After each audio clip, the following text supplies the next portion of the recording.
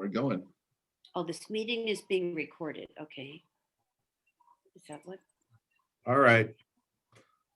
They'll come when they come, Robin. We'll just start if they come. So we don't know. Sometimes they come straggling and sometimes not. Okay. So Robin, just tell people about yourself. Or I'll start off with just saying that there is no better place to get your house staged or designed by than Meridith Baer. We've been working with them for, I don't even know, 20 plus years. And they make the house sell a lot faster because they're excellent at what they do. They have high quality furniture and the best designers know what to do with spaces. I mean, if you ever go in a house, I go in a lot of houses where the furniture isn't right, or it's definitely doesn't fit the style. I sold a house that was a modern that they had country furniture. Actually, it was a good friend of mine from high school. I wasn't selling it. I ended up selling to a buyer, but it sat on the market for 8 months. And Wow. when I ended up selling it, I sold it to my buyer, explaining to him what the faults were. In fact, they were going through a divorce at the time, and we would walk through the house and there was no air. So they went through like 4 brokers. Todd Marks was the broker finally at the end, since some of them know who Todd Marks is. And I sold it. So I told my client at the time, he paid like 1.7. It was a over 5,000 square feet house south of Rancho on Balboa, which now today is worth probably, and it's only a couple of years ago, it's probably worth over $3 million. Wow. That's incredible. Yeah.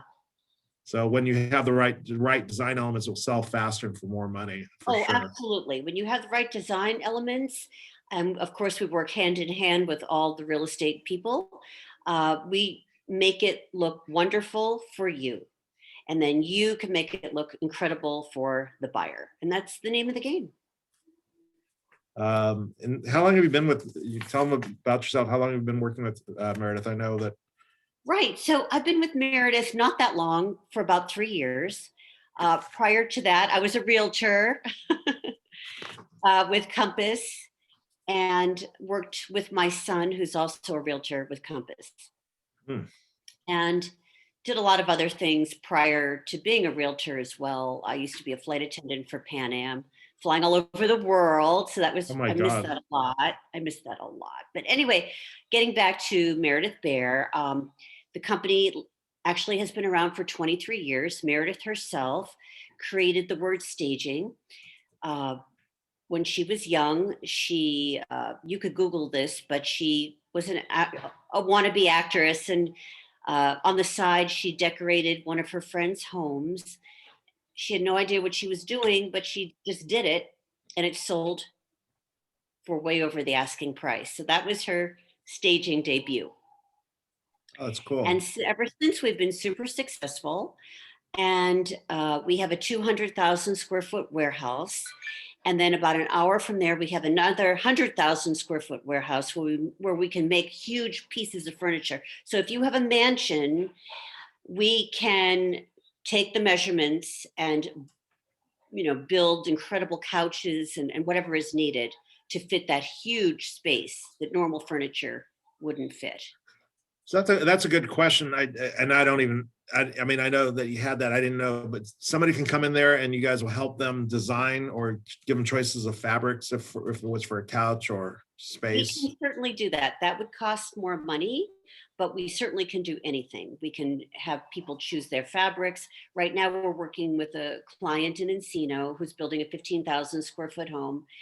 And so we're doing just that, actually. We are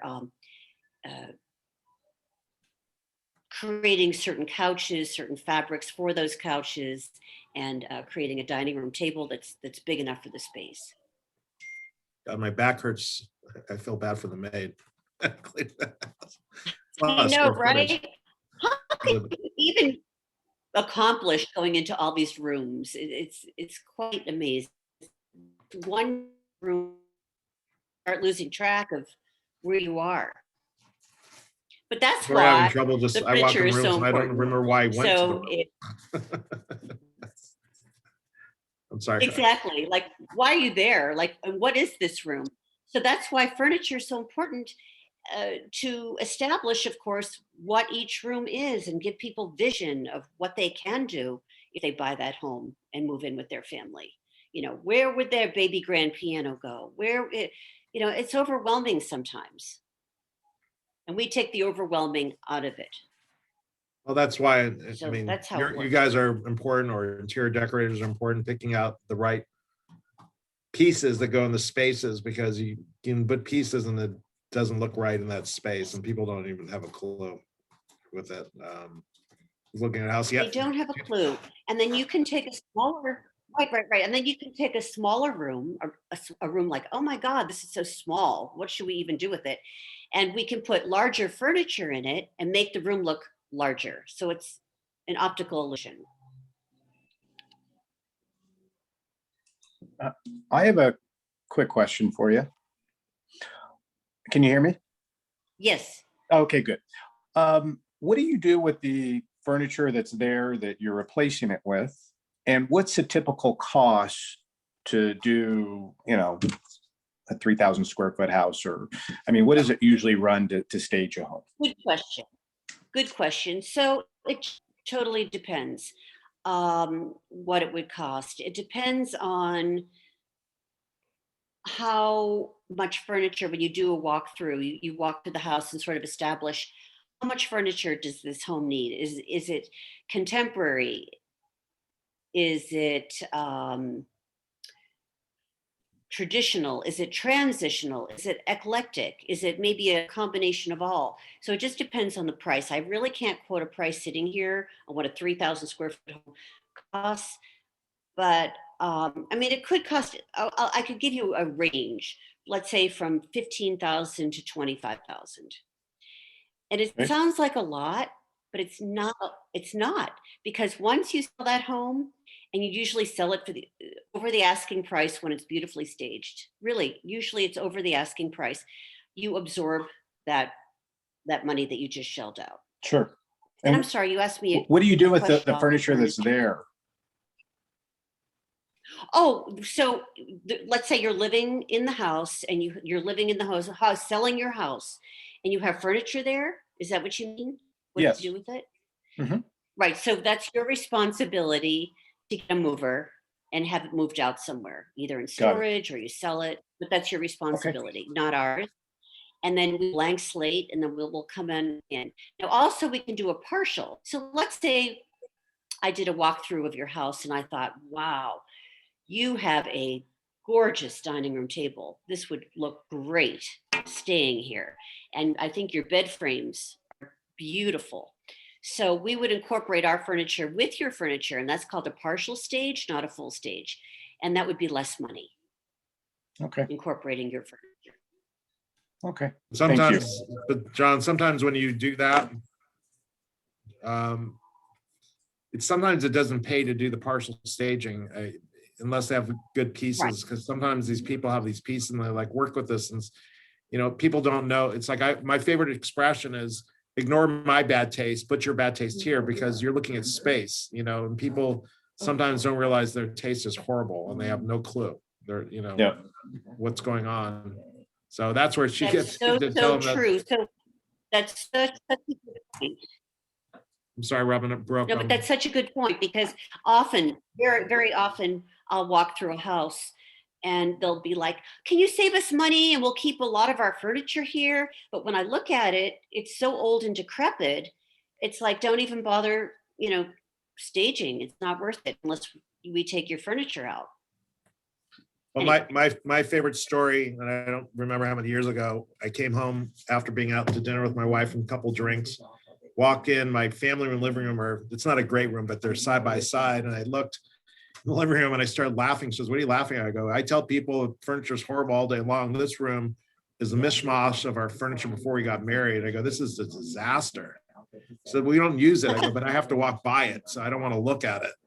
So I got rid of all the furniture, bought new furniture of that room. It's like, people don't realize when you live in your excuse the language, shit, basically, you don't know that it's bad, because you're just day to day, you just look at it and walk by or ignore it.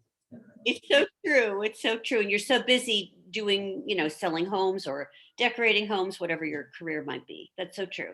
Well, I like to say I'm selling homes. You're one selling at a time. one at a time. Absolutely. Giving them all the attention I need. Absolutely. Ron, I see that you're there. Did you have any questions for Robin?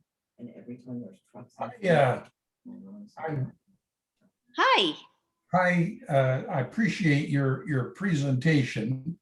I know that a lot goes into selling a house, and I know how it looks and how it appeals makes a big difference. Some people have taste. I happen to be fortunate. I live with a lady with very good taste, and I think our house looks really nice, Yes.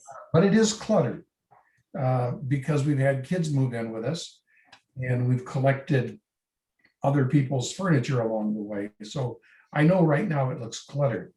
How often do you get a house where it's just kind of reducing the volume of content, but rearranging what they already have? Does that ever happen? Well, that's a good question. We actually do not do that. That's not one of our services, but it's a very needed service, and that would be a whole other ball game. But we're not in that business. Ron, I actually have somebody for you. If you want, I can send you her information. If you want that, Sure, absolutely. Margie, Ron needs a declutter. Situation, of course, either one party buys out the other or the house gets sold. And the parties are not always able to buy out the other party because there's usually significant equity. And so if it's the most valuable asset they have, the only thing they can do is sell it and divide it. And then, of course, it's to their mutual advantage to get the most money they can for the house. And I'm in the West Valley. Almost everything now is close to $1 million. It's hard to find anything that's much less. Yeah, that's right. Absolutely. Well, I'm looking at what's behind you, and it looks so neat and beautiful. It's not cluttered at all, but I could see where you may need a declutterer in your home, and I think that would be the way to go, an organizer / declutterer. And unfortunately, that's not what we do. They are the best at the best. She's just going to be doing one of my listings in the next week, and another one hopefully very shortly. So she's very valuable to us and our team in getting our houses staged properly.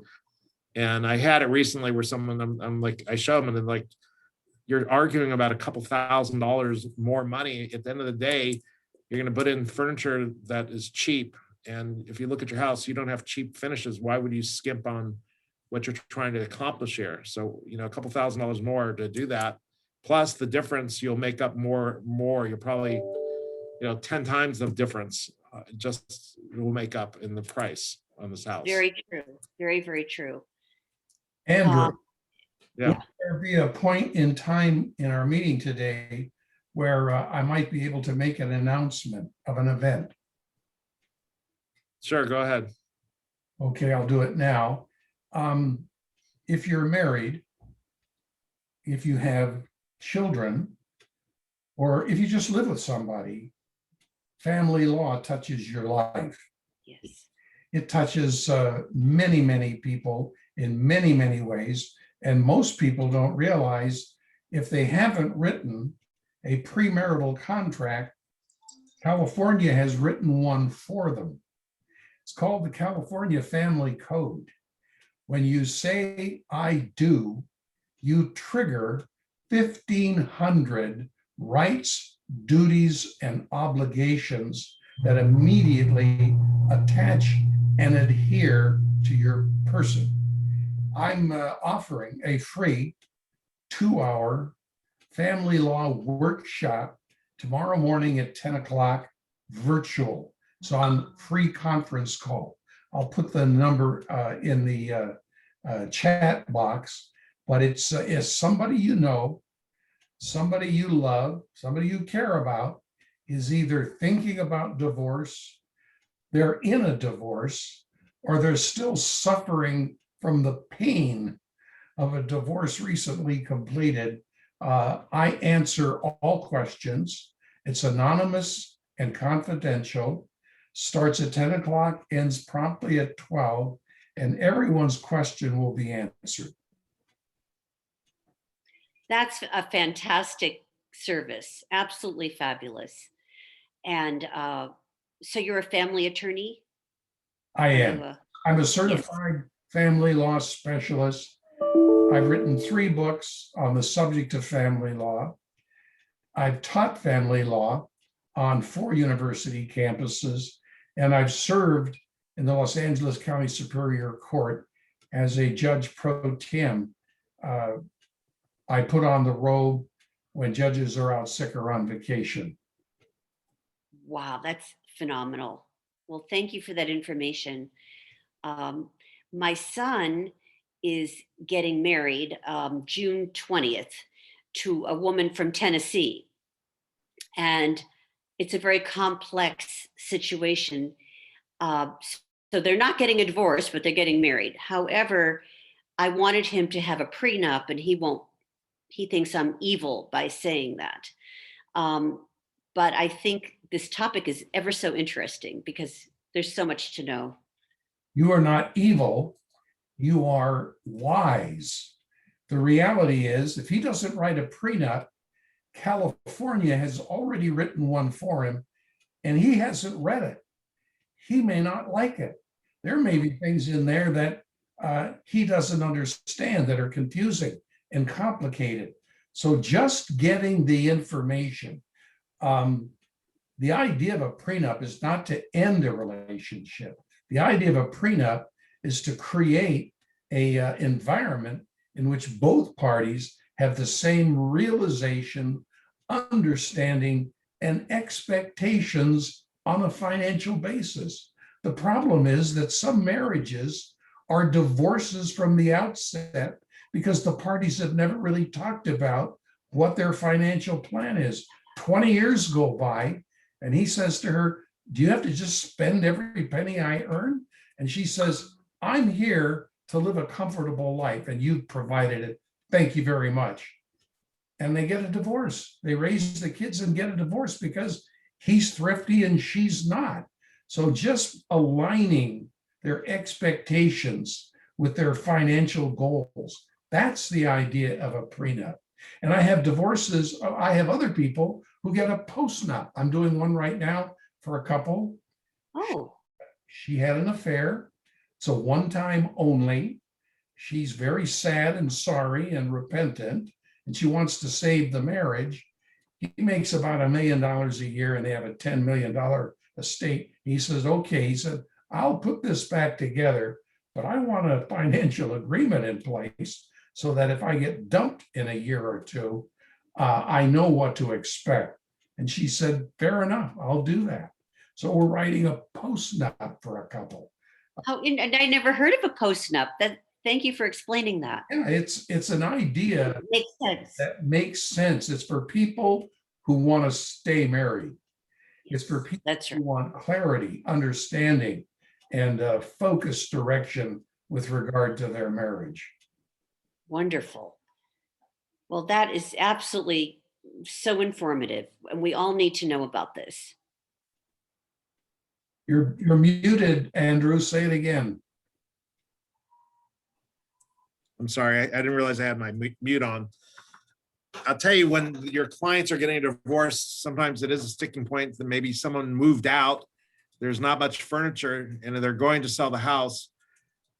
This is not the time you start cutting corners. It's like getting a do-it-yourself divorce. You just don't do it that way. So, like I say, you hire a professional like her, who's fantastic, and then you have them call me to sell the home. Shameless Perfect. plug.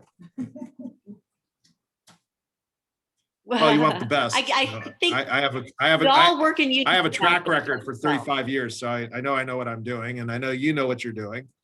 And she's amazing. Sure do. You're a wonderful realtor. I can tell.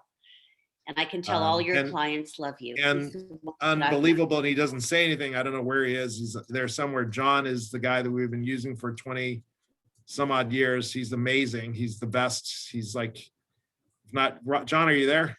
I'm here, Andrew. Thank you. Can you brag a little about yourself, or do I have to do all the shameless plugs for everyone here? Yes, just not good- John, I'm not good at tell that, us about Andrew. yourself. Well, he's considered one of the best for the company in the United States. He's one of the tops. So, Oh you know, my the difference God. is when you walk into a bank or you walk in somewhere, these people don't know how to do their job right. I mean, he makes it seem seamless, like he has all the time in the world for his clients.